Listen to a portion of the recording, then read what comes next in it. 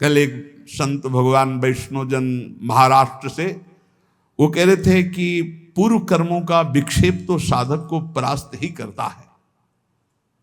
नहीं, पूर्व कर्म में इतनी ताकत नहीं कि वर्तमान के नाम गुणगान करने वाले साधक को परास्त कर सके। तो हमका उदाहरण, दोनों किडनी खराब है, डायलिसिस होता है, भयानक पीड़ा और कष्ट रहती, और सिंह की तरह दौड़ते रहते हैं। किडनी भी कहती बुरी जगह फंस गई हम आकर के। सच्ची कहते से, हम तुम्हें बलवान बनाने के लिए कहते, छाप मारने के लिए नहीं कहते। छाप तो हमारी प्रेमानंद की है, उसको तुम्हारे से थोड़ी लेनी, मुहर तुमसे थोड़ी लगानी है। प्रेमानंद की छाप है, वो तो गुरु ने दे दिया, इष्ट ने दे दिया। ये हम इसलिए बताते हैं कि इससे बुरी स्थिति नहीं होती। क्या विक्षेप डालेगा? हम राधा नाम के बल पर हैं, हम श्यामा श्याम के हैं। अभी मृत्यु हो जाए क्या फर्क पड़ता है? क्या फर्क पड़ेगा? बस हम फर्क पड़ने वाली बात को पकड़े हुए हैं, इसीलिए फर्क पड़ता है, नहीं कोई फर्क नहीं। विक्षेप क्या करेगा? मृत्यु से बढ़कर कोई विक्षेप है? और उसको हम स्वीकार कर चुके हैं। क्या करेगा विक्षेप? राधा राधा राधा। क्या करेगा विक्षेप? ना तो भूत का ना भविष्य का कोई चिंतन मत करो, वर्तमान में राधा राधा बोलो, भूत भी भूत हो जाएगा और भविष्य तो मंगल हो ही जाएगा। भूत तो गया, उसके लिए क्या हम रोएं अच्छा गया या बुरा गया? भूत तो गया। और भविष्य क्या होगा? राधा राधा राधा परम मंगल होगा। पक्का समझो, पक्का। अभी एक मशीन लेके परसों दिल्ली से आए थे, वो हाथ पैर में सब लगाए हो, देखे। वो देखकर ऐसे बोले, महाराज हम जितने लोग खड़े हैं, पावर बिल दो। बिल पावर क्या कहते है? Bill power. बोले इतना तो हम में नहीं जितना आप में। हमका होगा कैसे? हमारा बिल पावर श्री जी है, तुम्हारा बिल पावर संसार है, हमारा बिल पावर लाडली जी है। मस्त, सही कहते। हर समय ऐसे आनंद, ये बताया ले जाता, लेकिन हम बता रहे हैं माइक से। हर समय ऐसा आनंद रहता जैसे दूध को गैस में चढ़ाओ तो उफान नहीं आता, ऐसे आनंद का उफान। क्यों? हर समय बात रहता है, मेरी लाडली, मेरे प्रिया प्रीतम, मेरे स्वामी, मैं जैसा भी हूं, मैं अपनी लाडली जी का हूं। बहुत बहुत आनंद। कोई तपस्या को सोचेगा कि ये बाबा जी बचपन से रहे तो तपस्या से होगा, तो भैया 60 हजार वर्ष तपस्या करने वाले हुए, और उनके लिए लिखा हुआ है कि यहां की गंध भी नहीं मिली। अपने जैसे अधमों को लाडली जी के चरणों का सहारा मिल गया, बस इतनी बात समझो। और वही आपको हम समझाने के लिए अपने बातें बता देते हैं। केवल श्री जी अपनापन मानती, बस भरोसा कर लो मेरी लाडली जी का, और राधा राधा रट लो। तुम्हें क्या मतलब दवाई कैसी है? अब कितने ऐसे आते हैं कि बड़ा विचित्र, डॉक्टर से नहीं पूछेंगे कि हरी वाली गोली कहां लिखी, तुम बताओ हमको दी, नहीं पूछेंगे। संत कह रहे हैं कि तुम राधा जपो, बोले कहां लिखा है हमें बताओ। अब बताओ उनको कैसे बतावे कि तुम्हारी बुद्धि इतनी बड़ी है? बोले हमने 2-4 ग्रंथ पढ़े होंगे तो उनको जान। अरे श्री जी लालजू के हृदय का गुप्त धन है। अगर ग्रंथ ही देखना चाहते हो तो एक ट्रक भर ग्रंथ है हमारे रस के ग्रंथ, जहां तुम्हारा प्रवेश नहीं है। वेद रसिकन की बानी कैसे जानोगे राधा नाम? राधा सुधा निधि में देखिए आप, वृंदावन दास चाचा की वाणी में देखिए, भरा पड़ा है। अरे क्या नहीं जानते वृंदावन में राधा किशोरी का राज्य है?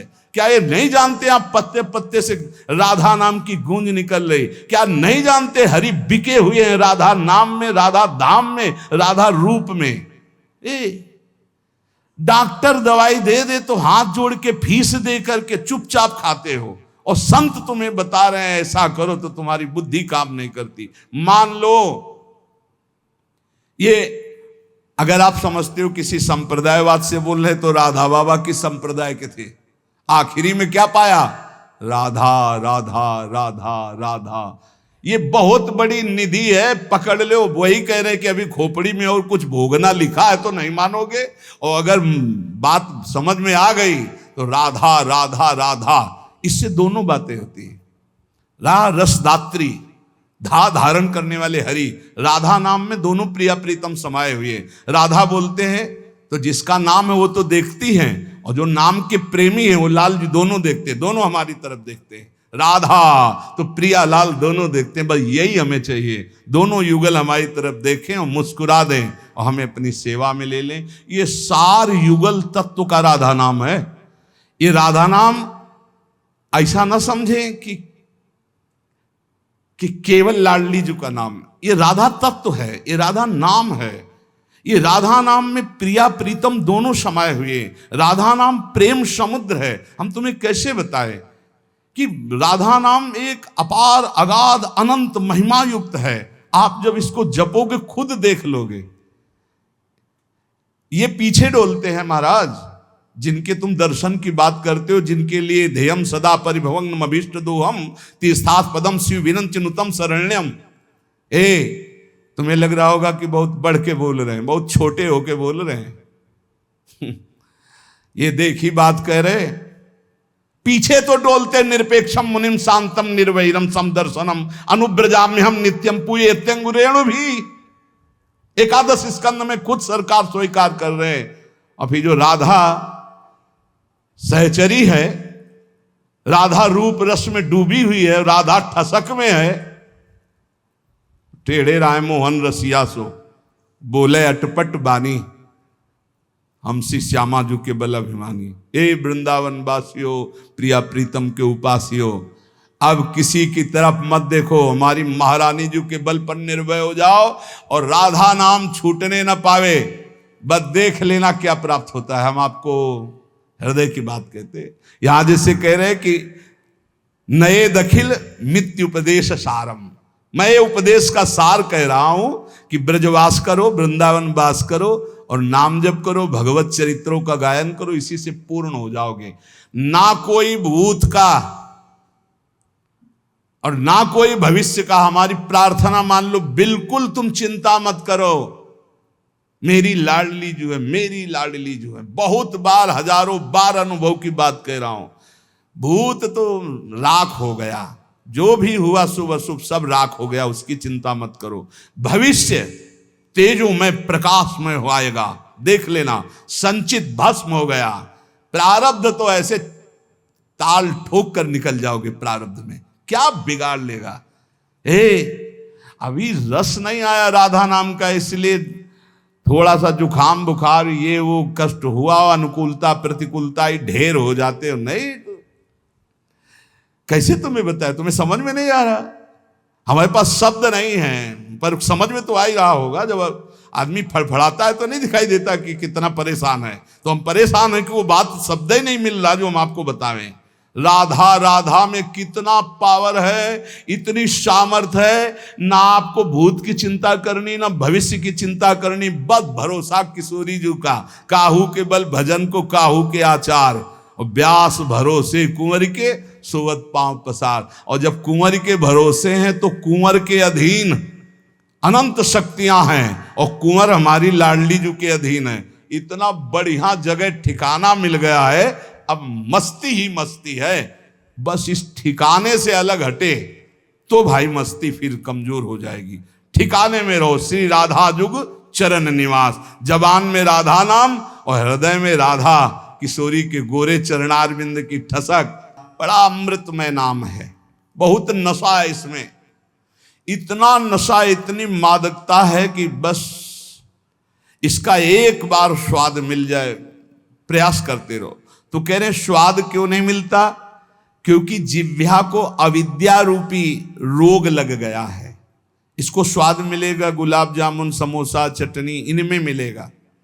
राधा नाम सुधा रसम, कृष्ण नाम अमृत, राम हरि, इन नामों में इसको स्वाद नहीं मिलेगा। तो बोले जैसे किसी के जबान में पित्त दोष होता है तो मिश्री का स्वाद नहीं मिलता, और अगर अनुपान से रोज मिश्री खाता रहे तो पित्त शमन हो जाएगा और स्वाद आ जाएगा। बोले ऐसे स्यात् कृष्ण नाम चरितादिशिताप्य विद्या, पित्तोपतप्त रसनस्य न रोचिकानु, किंत्वादरादनुदिनं खलु शैव जुष्टा, स्वाद्वी क्रमाद भवति तद्गदमूलहंत्री। यदि नियम पूर्वक नाम जपा जाए तो अविद्या रूपी दोष जबान से नष्ट हो जाएगा और जबान का स्वाद पड़ जाएगा। राधा राधा राधा राधा, ये सच्ची वाली है। ये जिनकी अभी कुछ भोग बकाया है उनको ये बात समझ में नहीं आएगी, नहीं तो बस राधा राधा राधा राधा सब कुछ हो जाएगा, सब कुछ मान लीजिए, ये सब कुछ हो जाए। हम केवल कोरी अंधी श्रद्धा से नहीं कहते कि भाई सुनी बात और आपको सुना दी, नहीं। वो सन्यासी का दिमाग तार्किक दिमाग रचा जाता है। भगवान जो रचना रचते हैं तो जो सन्यास मार्ग का पथिक होता सही माने में बहुत तार्किक प्रवृत्ति होती है। वो किसी भी बात को अपनी कसौटी में कसे बिना वो श्रद्धा से नहीं मानता, वो अंधश्रद्धा से नहीं मानता, उसको उसमें सत्यत्व का बोध होना चाहिए, तब समझ में आता है। तो ये श्री जी के हेतु की कृपा से बस अब आखिरी बात है राधा राधा राधा। पकड़ लो जिनको पकड़ना है। अभी कुछ है भोगना, इसीलिए है। हम सुनाया करते कि एक पंडित जी जो है किसी जजमान के यहां से गंगा का किनारा पकड़ा, सोचे शॉर्टकट से जल्दी घर पहुंच जाएंगे। तो रास्ते में श्मशान था तो एक खोपड़ी पड़ी थी, वो बड़े ज्योतिषाचार्य थे। तो उन्होंने खोपड़ी में देखा, लिखा था अभी कुछ और बकाया है। उनका आप क्या बकाया है, मर गया, जल गया, हड्डी हड्डी अलग हो गई, अब खोपड़ी अकेले, अब क्या बकाया है। सोचा भाई इसे कैसे पता चलेगा कि अब क्या बकाया, इसको ले चलते हैं। तो एक झोली में डाला और ले गए और एक एकांत कमरे में टांग दिया जहां जल्दी किसी का हाथ न पहुंचे। देखेंगे भाई इसमें क्या है। घर गए, खाया पिया, फिर दूसरे जजमान के यहां गए। पंडित आए ने सोचा इस बार पंडित जी आए थे तो कुछ लाए और एकांत कमरे में टांगे, हमें लगता कुछ विशेष भेंट है और हमसे बताया नहीं, खुशी के कारण बड़ी खुश हुई। गई तो देखा खोपड़ी। पंडित जी की बुद्धि खराब है, खोपड़ी लाए।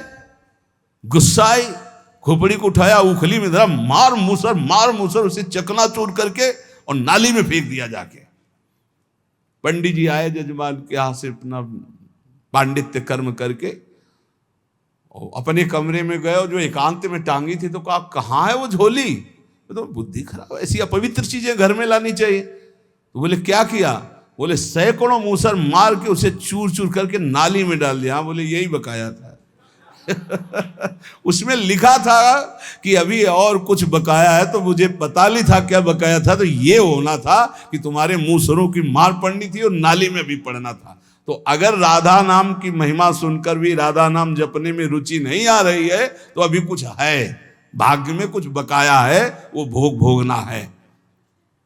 तन्नाम रूप चरितादि सुकीर्तनानु स्मृत्यु क्रमेण रसना मनसी नियोज्य तिष्ठन् ब्रजे तदनुरागी जनानुगामी कालम नये दखिलमीत उपदेश सारम।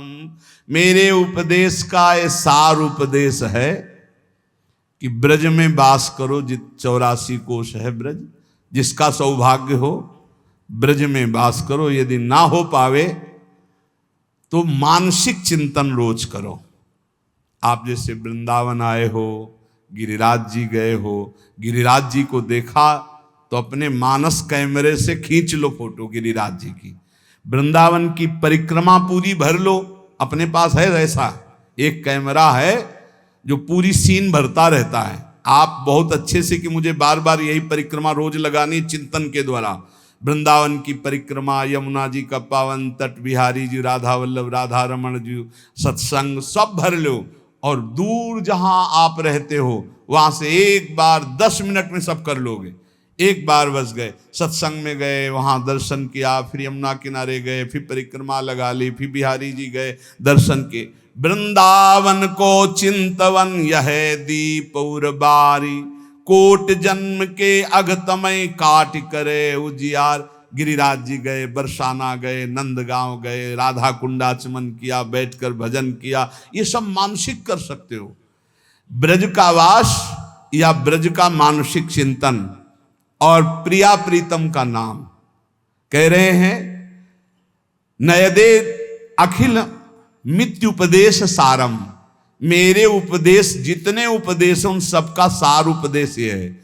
हो सके तो ब्रजवास करो, वृंदावन वास करो, नहीं हो सकता तो जहां वास कर रहे हो रोज वृंदावन ब्रजधाम का चिंतन करो, प्रिया प्रीतम का नाम जप करो और भगवत चरित्रों का गायन करो। जैसे चतुराशी जी 42 लीला है, प्रभु की लीलाओं से भरे हुए बहुत पद हैं, बहुत सुंदर सुंदर रस भरे पद भाई जी महाराज ने, बहुत सुंदर पद हैं, सरल से सरल भाषा में लिखे पद रत्नाकर में, सरल से सरल भाषा में। उसी से चित्त आकर्षित होकर नित्य विहार की तरफ आता है। अपने लोग उसी से आकर्षित होकर के आए हुए। पहला कृपा प्रसाद भाई जी के ही राधा माधव चिंतन, पद रत्नाकर, बहुत से ऐसी वाणियां जिनके प्रभाव से चित्त युगल सरकार की तरफ खिंचा और उन्हीं के आदेश से फिर नित्य विहार रस की तरफ। जरूर जरूर कुछ पदों की तो कंठमाला बना लेनी चाहिए। जैसे चल रहे हो रास्ते में तो गुनगुनाते हुए चल रहे हो। जो निरंतर नाम रटता है और सौभाग्य से ब्रजवास मिल गया, वृंदावनवास मिल गया है और प्रभु के चरित्र गायन करता रहता और प्रभु के चरित्र सुनता रहता है, उसका जीवन पूरा भागवतिक और शरीर छूटने के पहले, ये तो उपासना की बात है किस कोटि की है, और शरीर छूटने के बाद निश्चित उसे प्रियालाल की प्राप्ति होती है। ये दो शब्द हैं, एक शरीर रहते हुए प्रियालाल की समीपता का अनुभव हो जाना अपने भावदेह से, और एक है अगर नहीं हुआ तो शरीर छूटने के बाद श्री जी की प्राप्ति हो जाती है। इसलिए सतत हम नाम जप करें, प्रियालाल के गुण का गायन करें। अगर ब्रजवास नहीं हो रहा तो यहाँ से रज ले जाएं, रज सदैव पास रखें और ब्रज का चिंतन करें, वृंदावन का चिंतन करें। बस इस जन्म में हमको एक कमर कस लेनी कि प्रिया प्रीतम की प्राप्ति करनी ही है। अगर प्रिया प्रीतम की प्राप्ति इस जन्म में नहीं हो पाई तो ये घाटा हम कभी पूर्ण नहीं कर पाएंगे। कुछ साथ नहीं जाना प्यारे, बार बार कह रहे हैं, रोज एक बार ये तो कहते हैं कि मरोगे, फिर कह रहे हैं मरोगे, सुबह सुबह कह रहे हैं नहीं। हाँ बढ़िया बात है मरना, बुरा लगता है सुन के मरना, इसलिए बुरा लगता है कि तुमने बुरा किया है इसलिए लगता है, नहीं तो बुरा नहीं लगेगा, बढ़िया लगता है। जैसे तुमसे कहा जाए सुबह सुबह हम आशीर्वाद देते हैं, तुम अपने दोस्त से मिलोगे जो प्राण प्रिय है, तो आपको कैसे लगेगा, बलिहारी आपकी बलिहारी। ऐसे ही अब मरना का मतलब समझते हो, नाशवान शरीर छूटेगा, हम अपने हित मित्र प्रियालाल से मिलेंगे जाके, अपने श्यामा श्याम से। और आपने श्यामा श्याम को अपना माना नहीं, पत्नी पुत्र परिवार ये सब, तो मरने की बात सुनकर एकदम दिमाग ठनकता है कि सब छूट जाएगा, और जिनको प्राप्त करना चाहिए उनको प्राप्त नहीं किया तो घबरा जाते हो। इसलिए पहले तो हम जिस देश में भेजे गए हैं इसका नाम है मृत्यु लोक। यहां जो कुछ भी तुम्हें मिला हुआ है वो सब नाशवान है, अशाश्वतम, छूटेगा, छूट रहा है, प्रतिपल छूट रहा है। भूल भुलैया में मत फंसो, राधा राधा राधा राधा नाम जप करो और खूब आनंदित रहो। जो प्रभु का हो जाता है उसको ये लोक और परलोक भी बड़ी मस्ती से कटता है। अपने स्वभाव में जो बैठा हुआ है त्रिगुण का खेल, इसको मिटाना है। कोई अहम नहीं, किसी से ममता नहीं, बस मुक्त हो गए, मुक्त हो गए। ममता श्यामा श्याम से, समता सब संसार में, ममता नित्य विहार में, ममता तो श्री जी के चरणों में, अहमता श्री जी के चरणों में। बस ये सत्संग का सार है, अगर समझ में आ जाए। अहमता ममता ही बंधन का कारण है, यही जब श्री जी के चरणों में पहुंच जाए तो ये महासुख का हेतु है। अहंकार की निवृत्ति होने पर जीवात्मा को अपने स्वरूप का बोध हो जाता है। जब तक अहंकार रहता है तब तक जीव मुक्त नहीं हो सकता। यही अहंकार ही संस्कृति मूल शूल प्रद नाना सकल शोकदायक अभिमाना। चेतस तत्प्रवणम सेवा तत्सिद्धि तनुवित्तजा ततः संसार दुःखस्य निर्वृत्तिर ब्रह्म बोधनम। पूर्ण रूप से चित्त प्रभु में तल्लीन कर दो। कैसे होगा? सेवा करो, प्रभु की सेवा विराजमान करो। दो प्रकार से सेवा होती, तनुजा शरीर से और वित्तजा रुपया पैसा से। खूब अच्छे अच्छे भोग पदार्थ, खूब अच्छे आभूषण वस्त्र जो तुम धर्म के द्वारा कमाए हुए। कल एक अधिकारी जी पूछ रहे थे, कई बार चर्चा हुई, वो कह रहे थे कि ना चाहते हुए भी हम लोगों को ऐसा करना पड़ता है, ऊपर से दबाव होता है अर्थ का कि आपको लेना है, इतने देने हैं। तो उसका एक उपाय हमको बताया गया है कि अगर 10% दान कर दो संतों को, मंदिरों में ऐसे ऐसे, तो वो व्हाइट हो जाएगा। आपका क्या विचार है? हमसे कहा, हम कहा हमको, हमारा तो विचार ये, हम तो प्रत्यक्षम किम प्रमाणम, जब आप जैसे लोगों के द्वारा दिया हुआ पैसे से भंडारा होता है तो संत एक दूसरे की लाठी मार के खोपड़ी फोड़ते हैं। खाए रसगुल्ला बेईमानों के, वो चैन नहीं देने दे रहे, ताल ठोक। अरे ताल ठोको, काम से, क्रोध से, लोभ से, मोह से, मद से, इनको परास्त करके हरि को प्राप्त करो। आपस में एक साधु दूसरे साधु रसगुल्ला और रुपया पैसा के लिए, तो ये चमत्कार क्यों हुआ? ऐसा चमत्कार है। मूर्ख लोग करें, संसारिक करें तो चलेगा, भेषधारी क्यों? ये चमत्कार माया का क्या हुआ? ये आप जैसे लोगों के जो दशांश दान वाली भावना है ना, ये हमारी सबकी खोपड़ी फुरवा रही। इसीलिए अगर भजन करते हैं और असत पुरुषों का धन खाते हैं तो हमारे भजन के परिणाम में घाटा हो जाएगा। अगर भजन नहीं हो रहा, असत पुरुषों का धन खाते हैं, तब तो फिर ये झगड़ा झंझट शुरू हो जाएगा। अधर्म का धन जहां जाता है वहां कलह अशांति पैदा कर देता है। ना तुम व्हाइट होगे, न जहां जाएगा वहां व्हाइट होगा, दोनों की फाइट होगी। व्हाइट तो होगा नहीं, पक्की बात है, पक्की बात है। और फिर नरक जाना पड़ेगा, दोनों को जाना पड़ेगा। असत धन खाओगे तो पक्का। इसीलिए कह रहे हैं कि यहां वित्तजा सेवा उसे कहते हैं धन के द्वारा जो मेहनत की कमाई का दान किया गया हो। मेहनत की कमाई का दान, मेहनत की कमाई की ठाकुर सेवा, मेहनत की कमाई की संत सेवा बहुत कम होते हैं। गांव के जब लोग आते हैं ना, वो जब चढ़ाते, कभी देखा है ना, तो उनके चढ़ाने का ढंग अलग होता है। ऐसे निकाला और उनमें देखा जो 50 का नोट या 100 का नोट, अब उसे बहुत आदर से लेते हैं। ए भैया, इस 50 की दाल आएगी ना 100 की दाल, तो ये बहुत आनंद प्रदान करेगा। और जब उन हरे पीले नोटों की ऐसे गड्डी सरकावे ना, तो समझ लो तुम्हारी गड्डी टिकेगी ले, इधर गड्डी तुम्हारी माया में जाके चलेगी, इधर नहीं चलेगी। भजन नहीं होगा पक्का।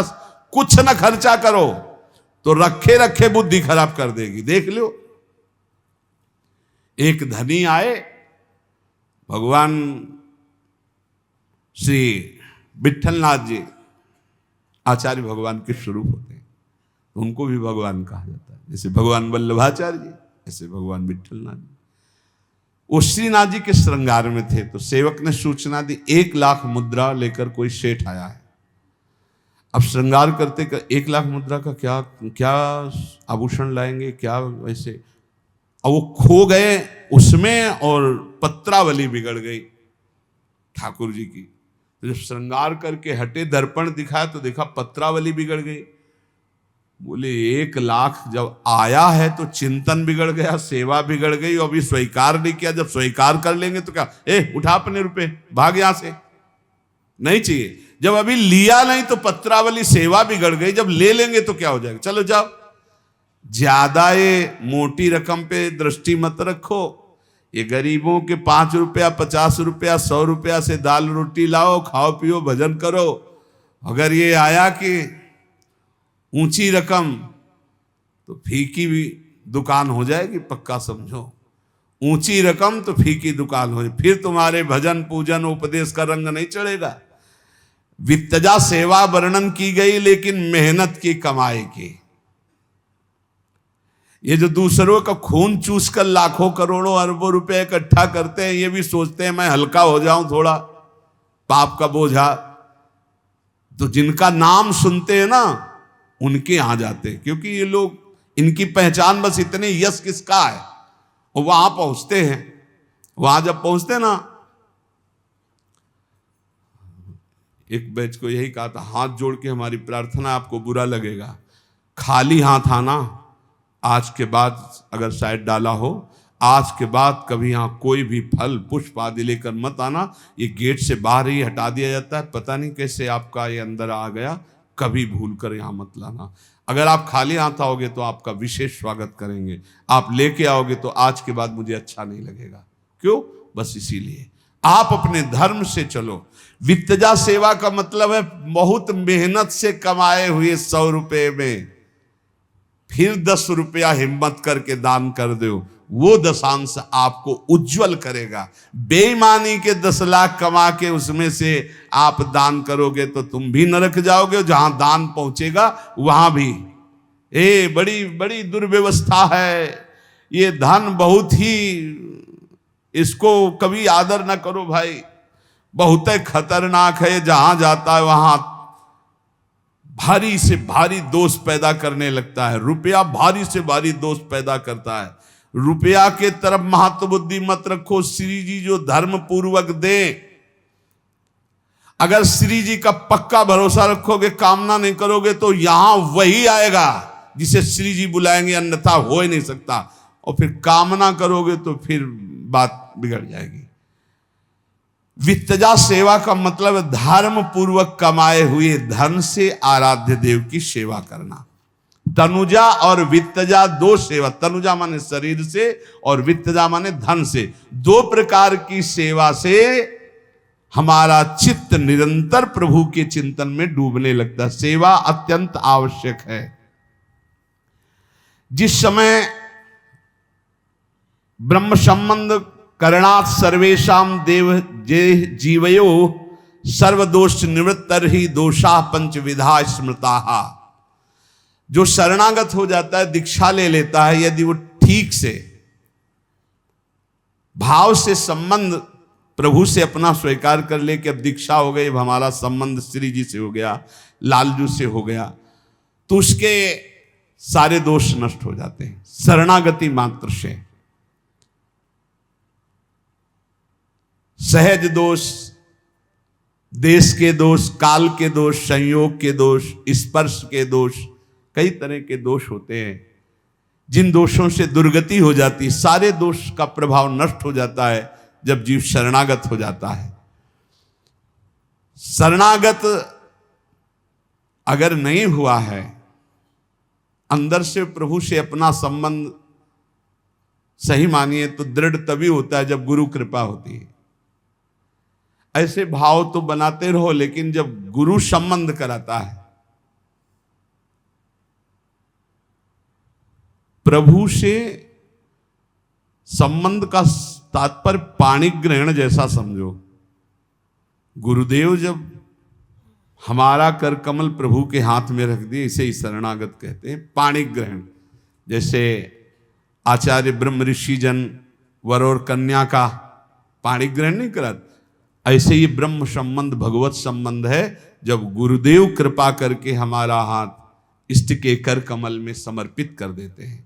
यहां वल्लभाचार्य जी कह रहे, अगर कोई ये सोचे कि बिना ब्रह्म संबंध के हमें भगवत प्राप्ति हो जाएगी, तो कह रहे हैं कि दोषों की निवृत्ति नहीं हो पाएगी।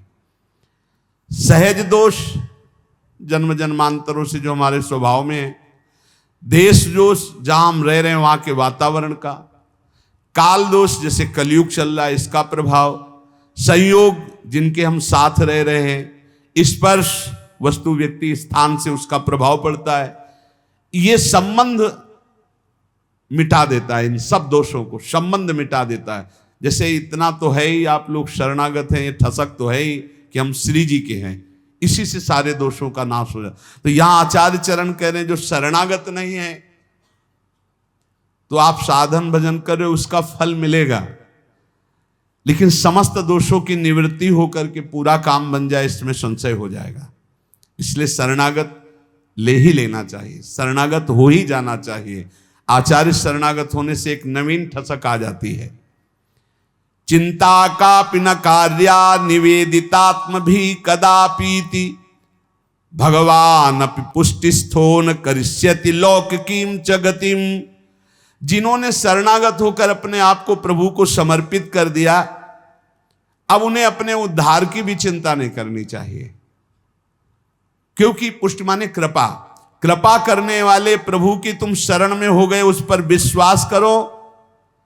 अब तुम्हारी सांसारिक मनुष्य जैसी गति नहीं होगी, तुम्हारी विशिष्ट गति होगी, क्योंकि तुम प्रभु के शरणागत हो। मेरे अंतःकरण की बात सुन लो। जैसे हाथ उठाकर पीछे अभी माधवाचार्य जी कह रहे थे कि मैं हाथ उठाकर शपथ पूर्वक कहता हूं भगवान के बराबर भी कोई नहीं है, तो भगवान से बढ़कर प्यार करने वाला कौन हो सकता है। इसलिए हर समय भगवान की स्मृति में रहो। ऐसे श्री वल्लभाचार्य जी कह रहे हैं कि अंतःकरण मदवाक्यम सावधानतया शृणु कृष्णात् परम नास्ति दैवम वस्तु दोष विवर्जितम। मैं अपने हृदय की बात कह रहा हूं, सावधानी पूर्वक सुनो। श्री कृष्ण जैसा कोई नहीं है। श्री कृष्ण जैसा केवल श्री कृष्ण ही है, इनके जैसा कृपालु कोई नहीं है। इसलिए सिर्फ इनका आश्रय ले लो। इनके जैसा कोई देवता नहीं है, कोई और नहीं है। ये अपने शरणागतों की दोषों की तरफ ना ध्यान देकर शरणागति पर ध्यान देकर उसका कल्याण कर देते। देखो, जहर पिलाने आ रही थी, भाव कितना गंदा था। भोग लगा रही थी, जहर का भाव था मारने का। परिणाम क्या मिला? परम पद। ये तुम्हारे भाव, तुम्हारी क्रिया नहीं देखते। तुम आए ना श्री कृष्ण की तरफ, किस भाव से आए ये देखते नहीं है, परम कल्याण कर देते। बोले अंतःकरण मदवाक्यम सावधानतया शृणु कृष्णात् परम नास्ति दैवम वस्तु दोष विवर्जितम। मेरे हृदय की बात सुन लो सावधान पूर्वक। श्री कृष्ण जैसा कृपालु कोई देवता नहीं है, क्योंकि ये समस्त दोषों का, तुम कितने दोषी हो ध्यान भी नहीं देते, समस्त दोषों का त्याग करके कृपा ही कृपा करते हैं। ये दुष्ट आचरण कराने वाला कलयुग है। इसमें कल्याण के जितने सही मार्ग हैं वो सब ढकते चले जा रहे हैं। भगवान वल्लभाचार्य जी कह रहे हैं सर्व मार्गेषु नष्टेषु कलौचा खल धर्मिणा पाखंड प्रचुरे लोके कृष्णैव गतिर्मम। पाखंड कैसे बात की जाती शरीर राग त्याग से, तभी परमार्थ की उन्नति होती है। यहां केवल एक नाटक मात्र हो रहा है।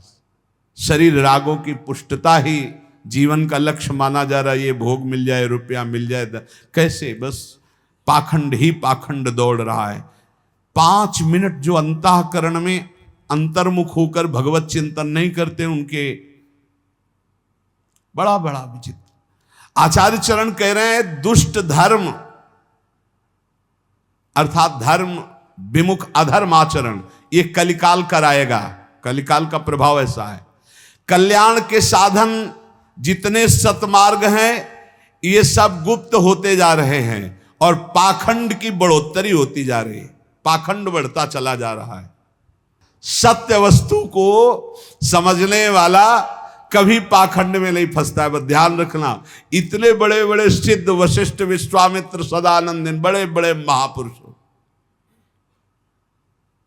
बहुत होश में, बहुत होश में कह रहे श्री वल्लभाचार्य जी इस लोक में अब पाखंड की प्रचुरता हो रही, खूब बढ़ोतरी हो रही पाखंड की। इस अवस्था में एकमात्र केवल श्री कृष्ण मेरी गति है, कोई रक्षक नहीं है। बड़ा पाखंड दंभ बढ़ रहा है, कोई तारने वाला नहीं है। समस्त देशों में म्लेच्छों की अधिकायत हो रही है। म्लेच्छ किसे कहते जानते हो? जो शराब पीता है, जो मांस खाता है, जो पराई माता बहनों से व्यभिचार करता है, जो दूसरे का धन अपहरण करता है, जो हिंसा करते हैं उन्हें म्लेच्छ कहते हैं। म्लेच्छ किसी जाति का तात्पर्य नहीं है, म्लेच्छ इन आचरणों को करने वाले को कहते हैं। जो शराब पीता है, मांस खाता है, पराई माता बहनों से व्यभिचार करता है, दूसरे का धन अपहरण करता है, हिंसा करता है, उसे म्लेच्छ कहते हैं। समस्त देश में म्लेच्छों का आक्रांत होगा, सब स्थान पाप के स्थान बनते चले जाएंगे। जहां पवित्र स्थान है, अब लोग पिकनिक मनाने, मनोरंजन करने आते हैं। धाम है, हरिद्वार है, ऐसे जो पवित्र स्थान जहां ऋषि मुनियों की भजन स्थलियां हैं, वहां भोग स्थली बनाने ये लोग जाते हैं। आ गए, होटल किराए में ले, बढ़िया बढ़िया सब बने हैं, एसी रूम, बस वही संसारिकता। यहां भी बोले पवित्र स्थानों को पाप स्थान बना रहे हैं, कलिकाल का प्रभाव। साधु संतों को लोग पीड़ा पहुंचाने में व्यस्त हैं। ऐसे कलिकाल में एकमात्र केवल श्री कृष्ण ही हमारी गति है। नास्तिकवाद बढ़ रहा है, सत्कर्म व्रतादि का नाश हो गया है। कोई सत्कर्म नहीं, कोई व्रत नहीं, कोई नियम नहीं। लोग व्रत आदि भी पाखंड में ही करते हैं। जैसे उस दिन बताया गया था एक दिन सत्संग में कि 10वीं से शुरू होता है एकादशी व्रत। एक बार ऐसे ऐसे ऐसे, फिर एकादशी को ऐसे, और फिर द्वादशी को भी वो नियम, तब एकादशी व्रत माना जाता है। यहाँ शाम तक दबा दबा के पाए, और दूसरे दिन कूटू के पकौड़ा और ये पूड़ी और सब। फिर व्रत का मतलब क्या रहा भैया? एकादशी व्रत का मतलब क्या रहा? सिंघाड़े का हलवा, कितने आइटम बनते हैं, बड़ा साबूदाना की खीर। हमें लगता है ऐसी एकादशी तो रोज हो तो बढ़िया है भाई, दाल रोटी से तो अच्छा है ना वो बढ़िया बढ़िया पकवान सब। नहीं, बोले व्रतों में पाखंडवाद बढ़ रहा है, नियम संयम व्रत आदि में नाना प्रकार के नास्तिकवाद बढ़ रहे हैं। ऐसे समय में एकमात्र भगवान श्री कृष्ण ही हमारी गति है। विवेक पूर्वक कोई नहीं चल रहा, बिरला कोई, धैर्य रह नहीं गया, भक्ति दिखाई नहीं दे रही, पापों में आसक्ति बढ़ रही, दीनता भोगों की आ रही।